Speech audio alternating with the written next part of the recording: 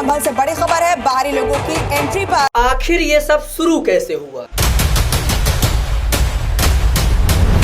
ये मामला मस्जिद के सर्वे से शुरू हुआ था, जो कि 5 लोगों की मौत और कई घायलों के साथ खत्म। हम इसमें एक साफ साफ पैटर्न देख सकते हैं और ये पैटर्न बताता है कि हम टू नेशन थ्योरी को स्वीकार करने की दिशा में चल रहे हैं। हिंदू पक्ष की तरफ से हरिशंकर जैन और महंत ऋषिराज गिरी ने सांभल सिविल कोर्ट में एक केस फाइल किया। कोई भी व्यक्ति या समूह 1947 के पहले धार्मिक स्थलों को लेके कोर्ट में मुद्दे नहीं उठा सकता है। नेताओं के लिए आप सिर्फ एक भीड़ हैं, जो कि भेड़ की तरह इस्तेमाल किए जाते हैं। ऐसा कहा जाता है कि वहां पहले फेज का सर्वे बहुत शांति से हुआ था। कुछ लोग जो कि सर्वे टीम के साथ थे, वो जय श्री राम का नारा लगाने लगे। इन्हें बोलो घर जाएं, आराम से सर्वे हो रहा है। अब यहाँ जो लोग बाहर खड़े हुए थे, उन्हें लगा कि अंदर खुदाई हो रही है। पिछले 1 साल में देश के अंदर ये ट्रेंड देखने को मिला है, जहाँ एक पक्ष दावा करता है कि किसी मस्जिद के नीचे पहले मंदिर था और वहाँ जांच होती है, और वो जांच एक बड़ी हिंसा का रूप ले लेती है। इसका एग्जाम्पल अयोध्या, मथुरा और काशी की मस्जिदें हैं, जहाँ पर एक पक्ष ने दावा किया कि ये मस्जिदें मंदिरों को तोड़कर बनाई गई हैं। और इसका सबसे बड़ा एक प्राइम एग्जाम्पल है 13वीं सेंचुरी की बनी हुई मस्जिद अजमेर शरीफ दरगाह है, जहाँ पे भी ऐसा ही सेम इल्जाम लगाया गया है और उस पे भी सर्वे करने का आदेश मिल चुका है। इस चीज में सीधा सीधा एक पैटर्न देखने को मिलता है, और सिर्फ मैं ही नहीं, देश के बड़े से बड़े शिक्षक कहते हैं कि हम टू नेशन थ्योरी को स्वीकार करने की दिशा में चल रहे हैं, जिसके खिलाफ हम लगातार बोलते रहे, जिसके आधार पर पाकिस्तान बना। इसका मतलब ये है कि आइडिया ऑफ इंडिया पर सवाल उठाया जा रहा है, अल्पसंख्यकों को दी गई सुरक्षा पर सवाल उठाया जा रहा है। ये संविधान का सवाल है, इसलिए हमें इसे बहुत सतर्कता से देखना चाहिए। हमें इसकी मुखालफत करनी चाहिए, वरना आइडिया ऑफ इंडिया खतरे में।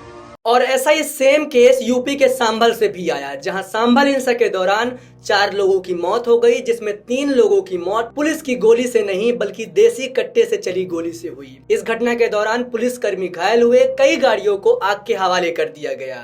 पुलिस ने 28 उपद्रवियों को गिरफ्तार किया है और 200 लोगों की पहचान की गई है। 24 नवंबर 2024 उत्तर प्रदेश का सांभल शहर, जो कि हमेशा से अपने इतिहास और सांस्कृतिक विरासत के लिए जाना जाता था, वो एक भयानक हिंसा का गवाह बनता है। ये मामला मस्जिद के सर्वे से शुरू हुआ था, जो कि 5 लोगों की मौत और कई घायलों के साथ खत्म हुआ। एक बड़ी खबर आपको बता दें, 24 नवंबर को संभल से बड़ी खबर है। संभल से पत्थरबाजी का एक नया वीडियो सामने। आखिर ये सब शुरू कैसे हुआ? आइए स्टेप बाय स्टेप समझते हैं इस पूरी कहानी को। तो देखो, सांभल की शाही जामा मस्जिद मुगल शासक बाबर के समय में बनाई गई थी, जो कि 500 साल पुरानी है। लेकिन हिंदू ग्रुप्स का दावा है कि ये मस्जिद एक पुराने श्री हरि मंदिर को तोड़कर बनाई गई है, जैसा कि सेम बाबरी मस्जिद के टाइम और बनारस के ज्ञानवापी मस्जिद के टाइम पर दावा किया गया था। हिंदू पक्ष की तरफ से हरिशंकर जैन और महंत ऋषिराज गिरी ने सांभल सिविल कोर्ट में एक केस फाइल किया, जिसमें कहा गया कि इस जगह पे सर्वे होना चाहिए। फिर क्या, जैसा हमेशा होता है, यहाँ पे भी कोर्ट ने एक एडवोकेट कमिश्नर की टीम को सर्वे के लिए अपॉइंट किया और पुलिस और डिस्ट्रिक्ट मजिस्ट्रेट की मौजूदगी में सर्वे शुरू हो गया। ऐसा कहा जाता है कि वहाँ पहले फेज का सर्वे बहुत शांति से हुआ था, लेकिन दूसरे फेज के दौरान गर्मी बढ़ने लगी। कुछ लोग जो कि सर्वे टीम के साथ थे, वो जय श्री राम का नारा लगाने लगे, और ये भी कहा जाता है कि वहाँ मौजूद मुसलमान समुदाय के लोगों को प्रवोक करने का काम उन्होंने ही किया था। इस घटना के दौरान एक कंफ्यूजन तब भी पैदा हुआ जब एक टैंक की सफाई हो रही थी, जो कि ज्यादातर इस्लामिक मस्जिदों या मदरसों में होता है, वजू के पानी को जमा करने के लिए। अब उस टैंक की सफाई करते हुए उसका पानी निकाला जा रहा था। अब यहाँ जो लोग बाहर खड़े हुए थे, उन्हें लगा कि अंदर खुदाई हो रही है। ये मिसअंडरस्टैंडिंग एक अफवाह के रूप में फैल गई और लोग बिना सोचे समझे उस पर विश्वास करने लगे। यहाँ पे नाराजगी और अफवाह ने मिलकर हंगामा शुरू कर दिया। मुसलमानों और पुलिस के बीच झगड़ा होना शुरू हो गया, जिसमें पुलिस ने भी क्राउड कंट्रोल मेजर्स का इस्तेमाल किया। इस हिंसा का अंजाम ये होता है कि 5 लोगों को अपनी जान गंवानी पड़ती है और लगभग 20 पुलिसकर्मी और कई सिविलियंस को घायल होना पड़ता है। अब इतना सब कुछ हो रहा था और यहाँ पे पॉलिटिकल एंट्री ना हो, ऐसा कभी कुछ हुआ है?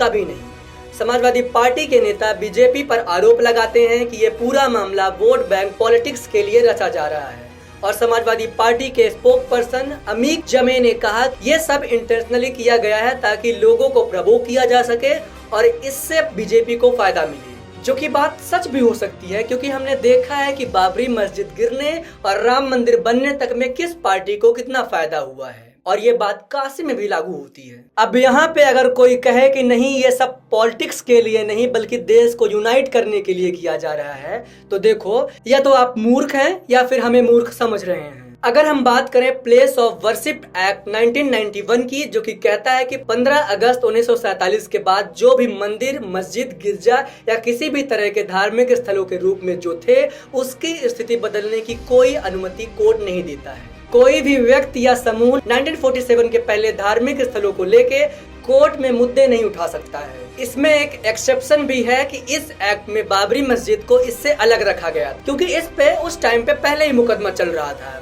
जो कि अब सॉल्व हो चुका है और वहाँ पे मंदिर भी बन चुका है। अब यहाँ पे एक लूप होल ये है कि ये एक्ट किसी भी तरह के सर्वे या इन्वेस्टिगेशन को मना नहीं करता है, और इसी लूप होल की वजह से ये सब कुछ हो रहा है। अभी हाल ही में 29 नवंबर को सुप्रीम कोर्ट ने सांभर ट्रायल कोर्ट को कहा है कि सर्वे की रिपोर्ट को सील रखा जाए और प्रोसीडिंग को पोस्ट किया जाए जब तक इलाहाबाद हाई कोर्ट मस्जिद कमेटी की चैलेंज को सुन नहीं लेती है। और कोर्ट ने दोनों तरफ के लोगों को शांति बनाए रखने की सलाह दी। सांभर वायलेंस एक बड़ी समस्या की तरफ इशारा करता है।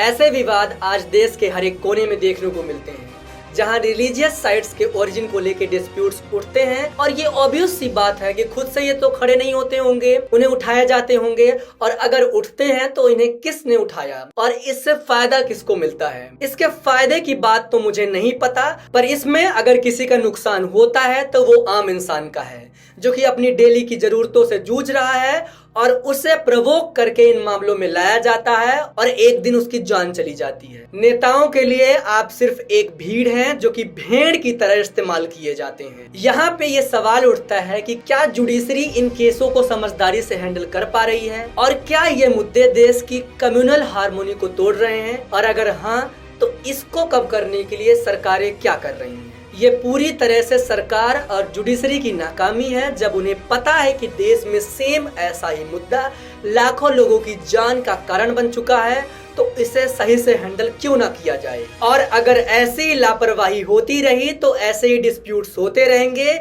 और लास्ट में बस यही कहूंगा कि फायदा किसी का हो या ना हो, पर नुकसान आपका है, जान आपकी जाएगी, आपके बच्चे पढ़ नहीं पाएंगे, आपके बच्चे भूखे मरेंगे। तो प्लीज ध्यान दीजिएगा। धन्यवाद। हमें इसकी मुखालफत करनी चाहिए, वरना आइडिया ऑफ इंडिया खतरे में।